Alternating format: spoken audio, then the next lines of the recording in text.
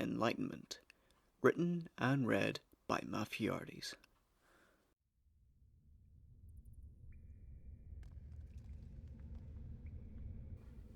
I made it to the depths of the cave. It would have been pitch black if it weren't for the gaping holes in the ancient ceiling, which allowed strands of pale moonlight to peer in. A stray beam projected itself in a perfect circle at the hilt of a tall, jagged-looking stalactite. I approached it slowly before sitting down, ready to begin my meditation. My vision slid into darkness as my skin was frozen by a cruel gust of wind, causing me to shiver against my will. Sheets of ice formed on my exposed skin and joints. This isn't working, my mind registered dimly. All that I knew was that I had to clear my mind and sit here until I achieve what is called enlightenment. My master mentioned it to me. He was never very clear on what enlightenment was, but I wanted it.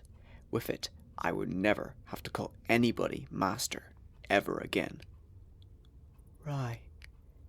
A faint female voice echoed a few feet away from me.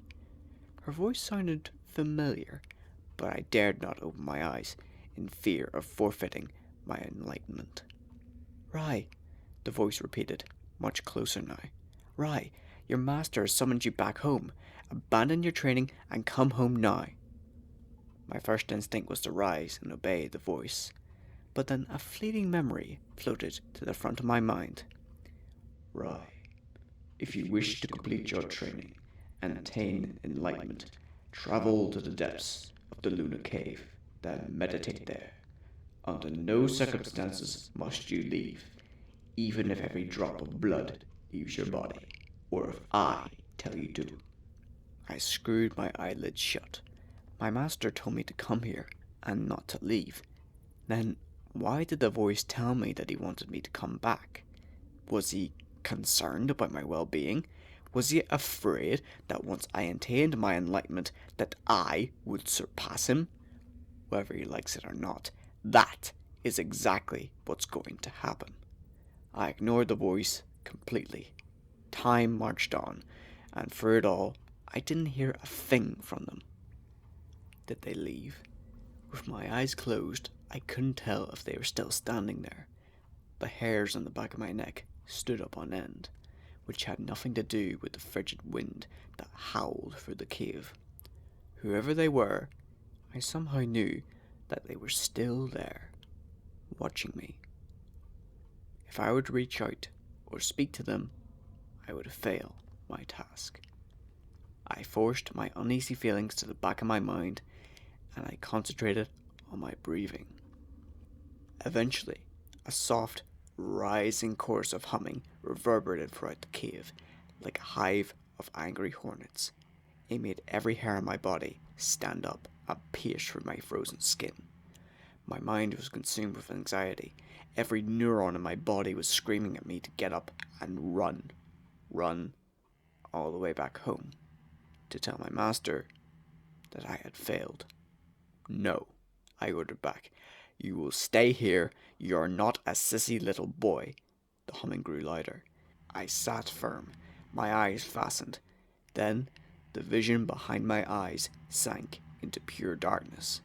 I could not feel or move my body, even if I wanted to. In the darkness, a severed ancient face appeared before me. It wore a stern, paralyzing glare. The outline of the face was a pure, otherworldly white, contrasting with the endless night. Its wrinkles and facial features appeared to be drawn on by a masterful artist. It stared directly into my soul. Welcome, Rai. His voice was clear and it reeked with age, and when he spoke, his lips did not move. Like thousands before you, you have come to this place to attain enlightenment? I dared not answer. This was the way to begin. I must break your legs, never to walk again. Do you accept this?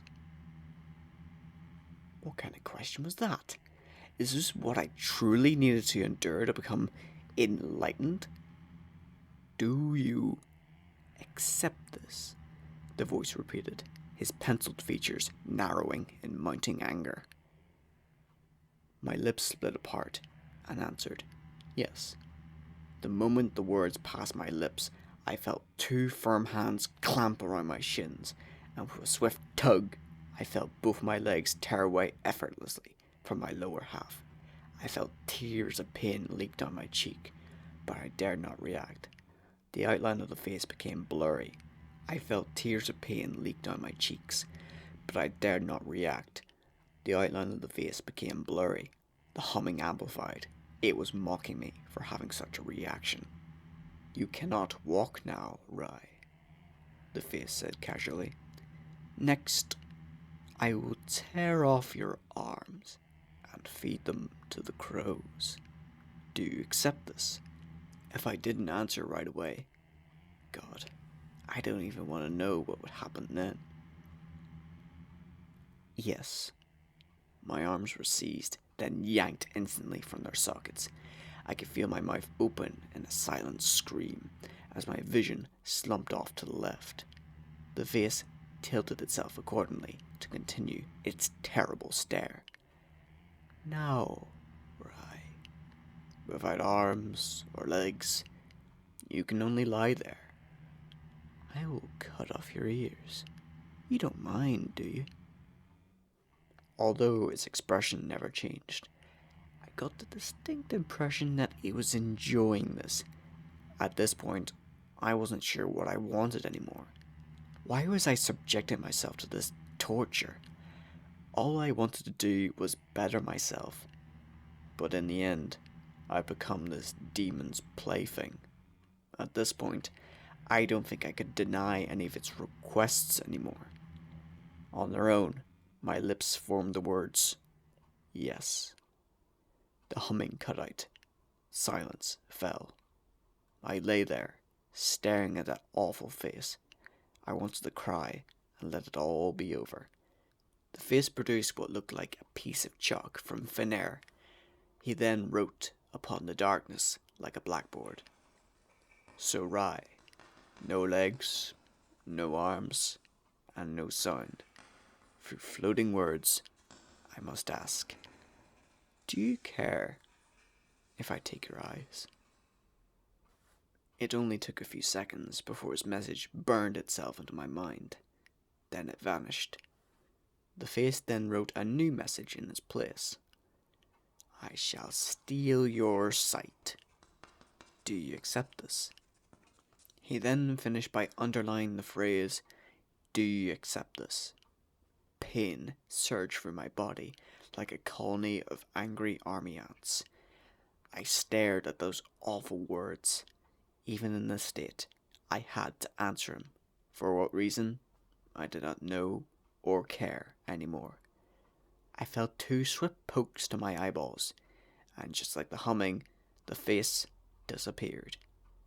Even with my sight and hearing gone, I could somehow hear him in my head, like I could hear my own thoughts. Your mind is all that you have left. In the end, I will take this too. But you probably don't want that to happen, do you? There would be no way to stop you, I thought, unsure if he could hear me. Are you sad? Are you lonely? I made a strong effort not to answer him. If you lose your mind, you will lose any feeling of sadness. Against myself, I couldn't help but feel an ounce of comfort from this. I would be dead, free from this monster, free from my master's control, and free to be nothing at all. I will take your mind, Rai, and know that I will possess it. I let go. I felt my train of thought drift away into nothing. Everything went white.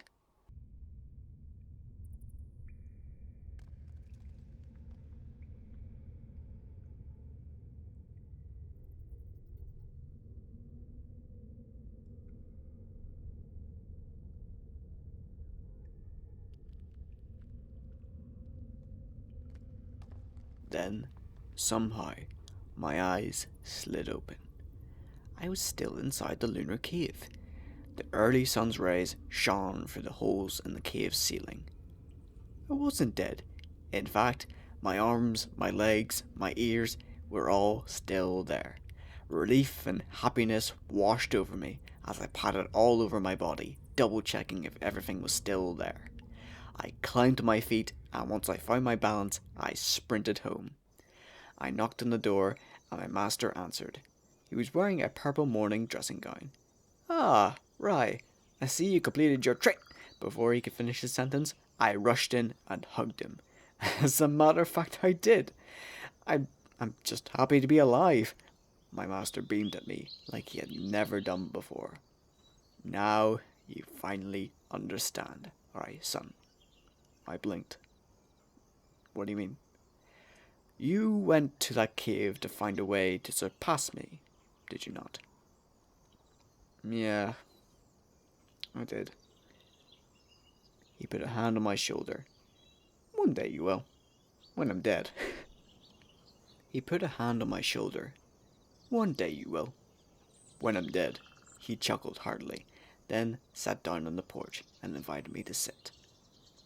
Once I did so, he looked back at me seriously. In all honesty, Rye, I don't tell you this all the time, but you are truly exceptional, academically and physically.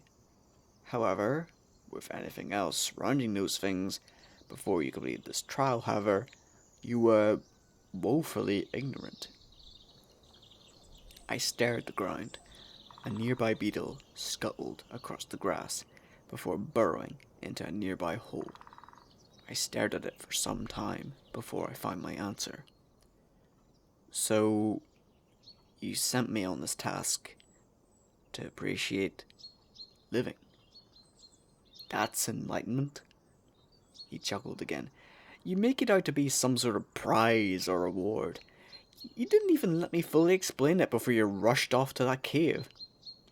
I stared back at him in stunned silence. My master shook his head. Enlightenment doesn't make you physically stronger or smarter like you hoped, but you still suffered and endured. I continued to stare, dumbfounded. I felt like a complete idiot. The only other times I've seen you truly happy is when you won something, aced an exam, or defeated another student. He squeezed my shoulder. And when you were deeply unhappy, it was when you couldn't understand something, or when I corrected you. You are truly exceptional, Rai. But oftentimes, you forget that you are a human. I look away, and no matter what I do, it'll be taken from me someday. My master nodded. But those things don't define you. The measure of a man is not what he gained, but what he gave and suffered through. He stood up and patted my shoulder. Come on, let's go get some breakfast. He turned on his heel and headed further into the house. I stood up and followed him, my head swimming. Then a burning question popped into my mind. Master, who did you send to fetch me from the cave? My master cracked an egg onto a steel pan, and it began to sizzle. He then stared back at me blankly. I didn't send anybody, Rai, he said plainly, before sprinkling salt and pepper onto the yolk.